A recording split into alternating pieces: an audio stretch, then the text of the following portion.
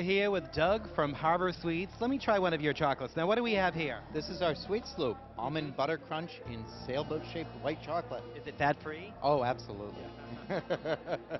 Tell us about why you're here and what you're doing. Well, we're here because we had an invitation to attend the Glee show, and we've been promoting our chocolates for about 35 years now, and we've had a terrific response from the community, from members of the community here at the Glee show today.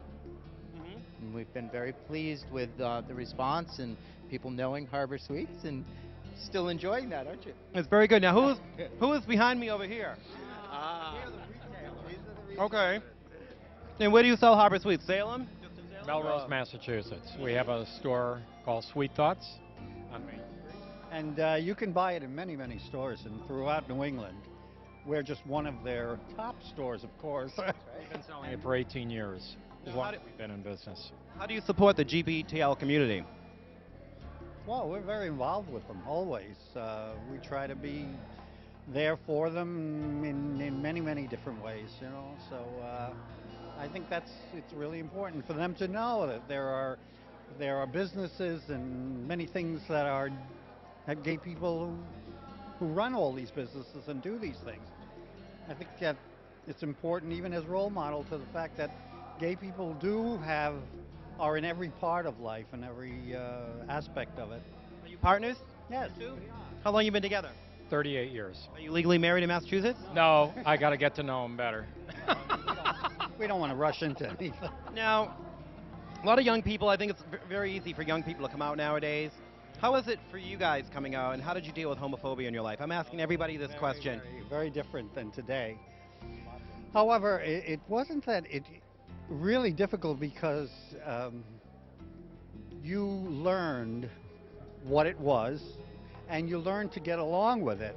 Not that I think it was right, but you were able to do it. And you lived two lives, really, because you never would be open with this in your place of business or in many ways, in many, many cases, with your families.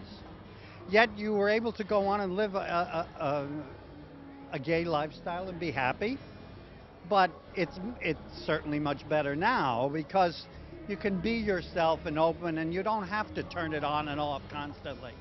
I find a lot of people from your generation are like they never talked about it. I had an aunt that lived with her friend for 30 years, and no one ever talked about it. And I don't know why the older generation is just so like no one talked about it, where the younger generation is so much more open. Well, when we were first together, I can remember this is back in the late 60s, early 70s, and we were living in Boston at the time, and we were two of the few people at this 30-story building, and we had so many friends.